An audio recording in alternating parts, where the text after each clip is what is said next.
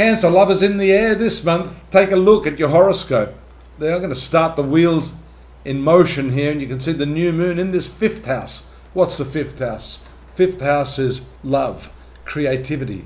Usually a new moon shows a new love interest, a new hobby, because creativity is not just about painting, but it can be about any new activity that captivates your heart. Often that is someone that you meet. You'll see here you've got powerful Mars, Moon, Mercury aspects. You've got the Sun here as part of that new moon in the fifth house. Here we see that the new moon is in Scorpio, so you have to be a little bit careful. Don't be impulsive in your passion, and don't let the darker side of your personality, the changeable moodiness that is part of your Cancer character, overtake you. You need to step back and analyze the situation with a little bit of intellect blended with those emotions. You see the conjunction of the moon and Pluto there on the 8th is also pretty intense in terms of the way your relationships operate, and that Mars opposition to Pluto can be rather terrifying, actually. There can be some wild emotions that play out under these particular transits. The relationships can start to simmer a little bit when Venus makes its move into Capricorn on the 12th. You'll see here Venus has a softer energy. It rules the 11th house, the 4th house. 11th house is friendship. 11th house is your desires too.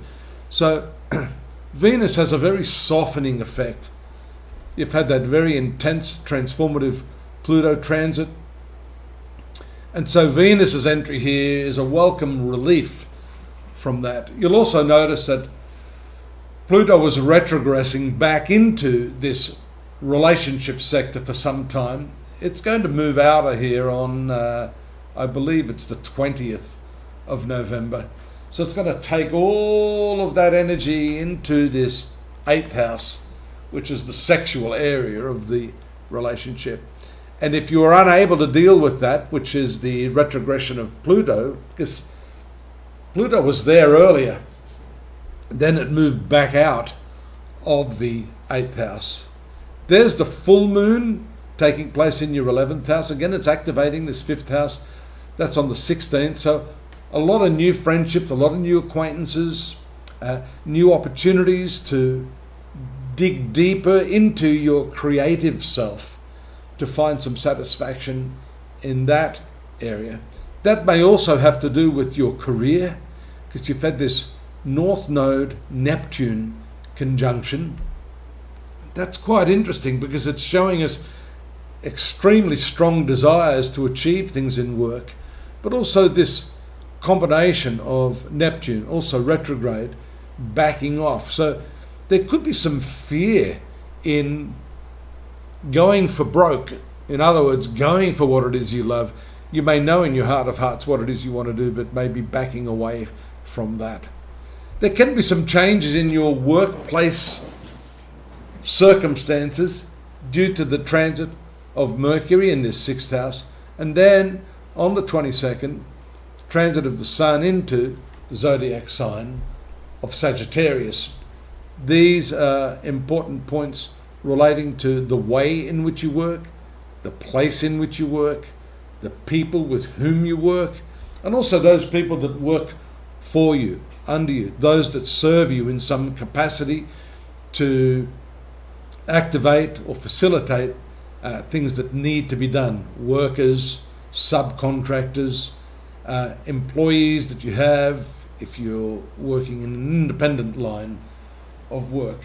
It's also important to note that although there may be some problems financially because of this Mars transit in the 2nd house, Mars rules your 10th house of career. It really is one of your better planets. It's in triangular aspect to the sun here, you see, around the 27th. Nice flowing energy between this financial value sort of speech zone and the area I just mentioned here, 6th house, which is all your co-workers. The moon comes back into this zone where it started, the new moon. So that's going to reactivate a lot of those energies that had to do with the relationships, sociability, creativity. And so it's a very powerful conclusion to the month, and one in which I think if you're able to connect the dots in terms of your inner and outer life, that flow of energy is going to be much, much better for you. You'll also notice there the month finishing with that transformative Pluto in your 8th house, Venus in the 7th. Great time to draw closer to the one you love, to connect with those you love, but only through the mechanism of eliminating those core issues that are causing problems in the relationship. Find out more, follow the links, astrology.com.au. Find out more, subscribe, drop us a like, we appreciate that. We appreciate your company, and more than happy to answer your queries if you've got any. See you same time, same channel next month. Take care for now. Bye-bye.